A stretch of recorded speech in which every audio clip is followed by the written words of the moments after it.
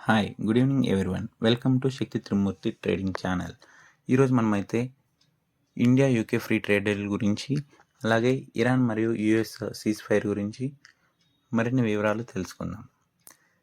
Bharat UK స్వేచ్ఛా వాణిజ్యం ఒప్పందం జూలై 15న అమల్లోకి వస్తుంది. ఇది విస్తృత మార్కెట్ ప్రవేశం, తక్కువ సుంకాలు, వ్యాపారాలు మరియు నిపుణులకు అవకాశాలను అందిస్తుంది. దీని ప్రభావాలను అభిమన్యూస్ వివరిస్తున్నారు.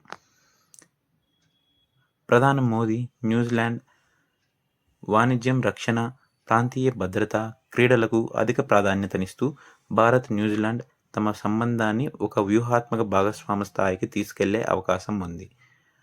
ప్రధానమంత్రి నరేంద్ర మోదీ తన 2 దేశాల దౌత్య పర్యటనలో మూడవ మరియు చివరి అంచె అయిన న్యూజిలాండ్లోని ఆక్లాండ్కు చేరుకున్నారు. తన పర్యటన సందర్భంగా ద్వైపాక్షిక సహకారాన్ని బలోపేతం చేసేందుకు ప్రధాని మోదీ న్యూజిలాండ్లో ప్రధాని క్రిస్టోఫర్ లక్సన్తో సహా ఆ దేశ నాయకులతో ఉన్నత స్థాయి సమావేశాలు నిర్వహించనున్నారు.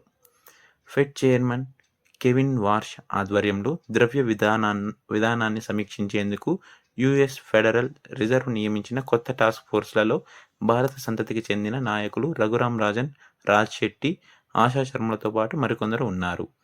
యుఎస్ ఫెడ్ తన 5 విధాన సమీక్ష టాస్క్ ఫోర్స్లలో 3 బాధ్యతను భారత సంతతి నిపుణులకు అప్పగించింది. రఘురామ్ రాజన్కు బ్యాలెన్స్ షీట్ గురించి ఇచ్చారు, రాజ్ శెట్టికి డేటా గురించి, ఆశా శర్మ గారికి ఏఎల్ అండ్ ఉద్యోగాల గురించి ఇచ్చారు.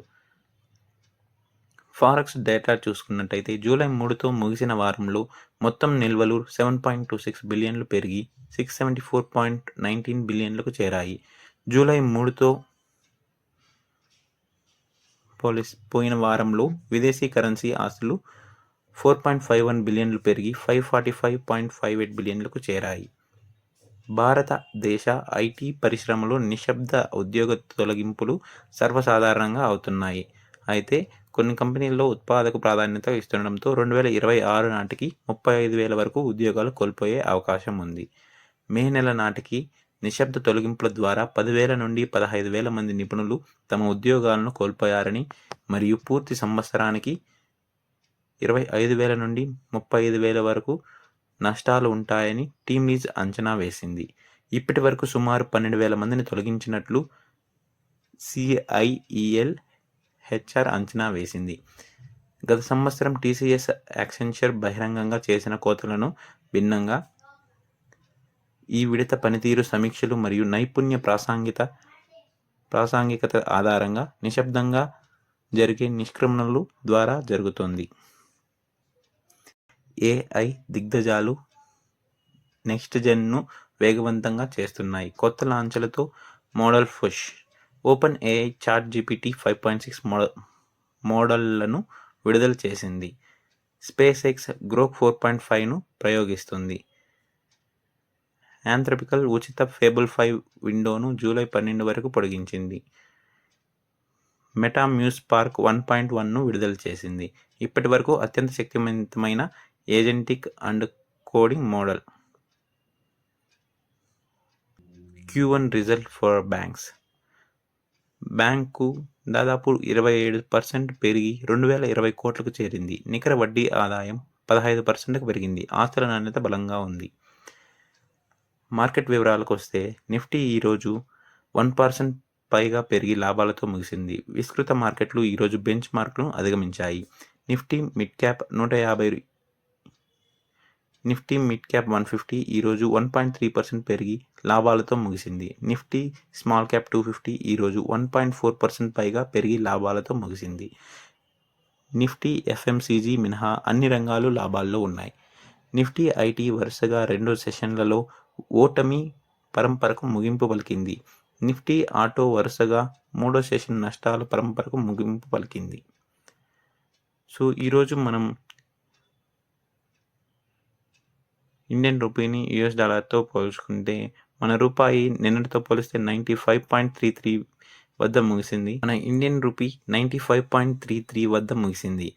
గురువారం ధర వచ్చి $95.39. నిన్నటితో పోలిస్తే ఈరోజు కొంచెం మెరుగుపడింది.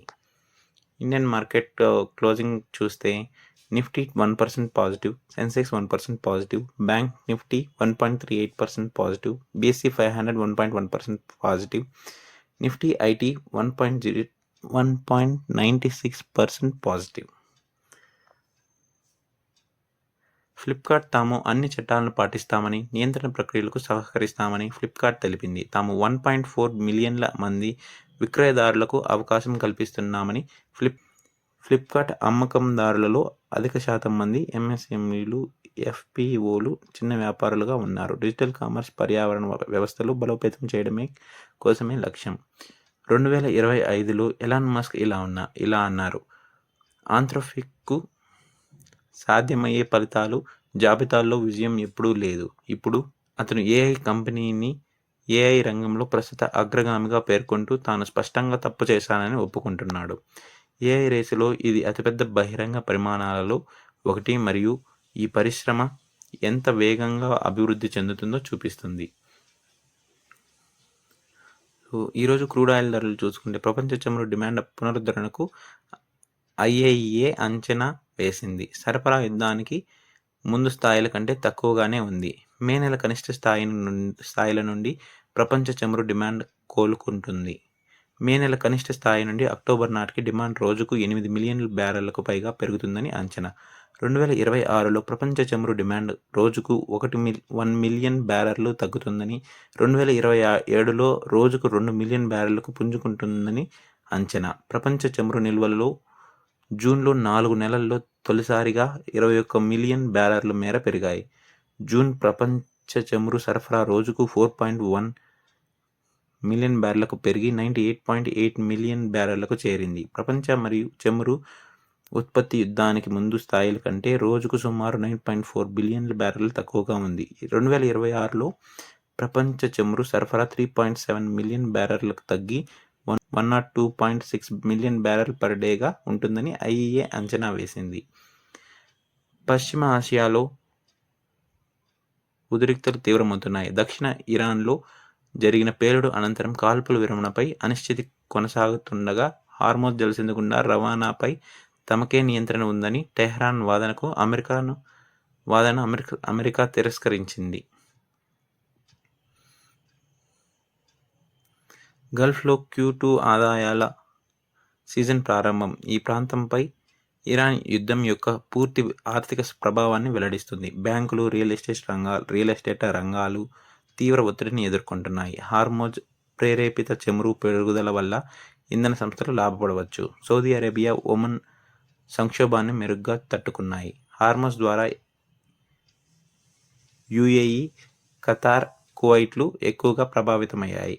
అమెరికా ఇరాన్ అవగాహన ఒప్పందం అమలు. హార్మోజ్ జలసంధిలో నౌకాయాన వివాదాలతో సహా ఇటీవల అమెరికా ఇరాన్ ఉద్రిక్తతలను దారితీసిన సమస్యలను పరిష్కరించడమే ఈ చర్యల లక్ష్యం RTRS పేర్కొన్నారు. Please like, share and subscribe to our channel for daily updates. Please click on the bell button. Thank you.